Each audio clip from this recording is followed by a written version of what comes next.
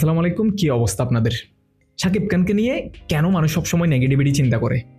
কেন সবসময় বলে শাকিব খান অমুক, শাকিব খান ভালো না, শাকিব খান খারাপ? শাকিব খান ভালো না কেন সেটারও একটা কি আছে, শাকিব খান আসলেই খারাপ। তার অনেক দোষ আছে ভাই, তার সত্যি বলতে অনেক দোষ আছে। তার সত্যি বলতে অনেক দোষের মধ্যে সবচেয়ে বড় একটা দোষ কি জানেন?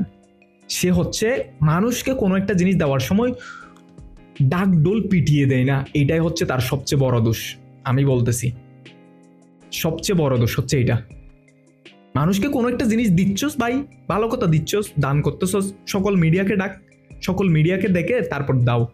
হ্যাঁ, আমি ওনাকে একটা অমুক দিচ্ছি, একটা গাছ দিচ্ছি, একটা লতা দিচ্ছি, একটা জুতা দিচ্ছি, একটা পোশাক দিচ্ছি, একটা শার্ট দিচ্ছি, পেঁপে গাছ দিচ্ছি, লবণ গাছ দিচ্ছি, সরি লবণ গাছ তো হয় না, অমুক গাছ দিচ্ছি ভাই। সাংবাদিককে আগে ডাকো, তারপর দাও, যাতে মানুষ হোল ব্যাপারটা জানতে পারে। এখন এটা করবে না, সে করবে গোপনে দান, যাতে মানুষ জানতে না পারে। এই গোপনে দানের একটা কি আছে, লজিক আছে। এই লজিকটা সম্পর্কে যারা জানেন তারা বুঝে ফেলছেন এতক্ষণ। হ্যাঁ, এটা কিন্তু শাকিব খানের দোষ। সে কেন মিডিয়াকে ডেকে সবার সামনে দান করে না? এই যে একজন স্ট্যান্ডম্যান মারা গেছে, এই স্ট্যান্ডম্যান মারা যাওয়ার পরে উনি কিন্তু 4 লাখ টাকা দিছে, শিবা শানু ভাই যেভাবে বলছে। কিন্তু পরবর্তীতে সবাই অনেক রকম বলছিল, ইভেন স্ট্যান্ডম্যান সাথে যারা কাজ করে তারা অনেকজন বলছিল শাকিব খান এইটাই সেই অমুক টমুক কিছু করে নেই। তার মানে শিবা শানু মিথ্যা কথা বলতেছে না। উনি বলতেছে 4 লাখ টাকা দিছে। শিবা শানু একজন অ্যাজ এ ভিলেন হিসাবে স্ট্যান্ডম্যানদের সাথে ভালো একটা কি থাকবে, কোলাবোরেশন থাকবে। তারপর রিসেন্টলি কি শিবা শানু এফডিসির মধ্যেও একটা দায়িত্বর মধ্যে আছে, যতটুকু জানি আই হোপ। সো অবভিয়াসলি সে সবকিছু জানবে। এইটাই হচ্ছে শাকিব খানের সবচেয়ে বড় দোষ। সে কোনো একটা জিনিস মানুষকে দেওয়ার সময় কেন ডাকে না? একটা ভাই গাছ লাগানোর জন্য একটা গাছ দান করতেছো, সাংবাদিককে ডাকো, হ্যাঁ আমি দান করতেছি, তোমরা একটু ভিডিও টিডিও করো, ছাড়ো। That's enough man. এইভাবেই তো চলে, এইভাবেই তো আমাদের বাস্তবতা চলতেছে না। আমি অমুককে দিচ্ছি, সবাই দেখো। সো যাই হোক, আশা করি ব্যাপারটা আপনাদের বুঝাইতে পারছি, কি বুঝাইতে চাইতেছি সেটা আশা করি আপনারা বুঝতে পারছেন।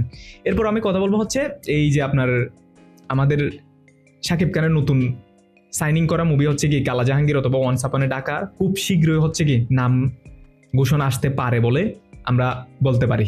বিকজ দেখেন, অতীতে আমাদের দেশে অনেক জনে মুভি করছে, অনেক মুভি হইছে। তার মধ্যে ওয়ান অফ দ্য বেস্ট বরবাদ। এখনো পর্যন্ত বরবাদের সবকিছু ভালো ছিল, বা টিমও যারা ছিল তারা মোটামুটি চেষ্টা করছে বলা যায়। তবে এই যে নতুন যে টিমটা আছে, ওয়ান্স আপন এ ঢাকা হোক, কালা জাহাঙ্গীর হোক, এই টিমটা একদম এই টিমটা একটু অন্যরকম। তাদের শুরুটা একটু অন্যরকম ভাবে করতেছে। কেমন অন্যরকম? তারা এতদিনে নাম সবকিছু দিয়ে তারা টেলিভিশনের সামনে গিয়ে যাই হোক অনেকভাবে নিজেদেরকে নিজেদের দিকে স্পটলাইট যেটা আছে সেটা আনতে পারতো, বাট তারা স্পটলাইটটা আনছে অন্যভাবে। তারা প্রথমেই গেছে কিছুদিন আগে আমি ভিডিও তৈরি করছি, সেটা স্পেশালি বায়াকে মেনশন দিছিলাম, তারপর ব্লা সবাইকে মেনশন দিছিলাম। সো আমার একটা কথা শুরুটা আপনি এইভাবে করেন, যেভাবে শুরুটা করলে আপনার অতীতে যে প্রবলেমগুলো হয়েছে সেই প্রবলেমগুলো ক্রিয়েট হবে না। দেখেন, ওনারা শুরুটা যেভাবে করছে সেটা অতীতে কি প্রবলেম হয়েছে ইন্ডাস্ট্রিতে, স্পেশালি শাকিব খানের মুভি নিয়ে, সেই প্রবলেমগুলো ওনারা নোট করে তারপর প্রবলেমের সলিউশনের জায়গা কোথায় সেখানে তারা যাওয়ার চেষ্টা গেছে যাতে সলিউশনটা হয়।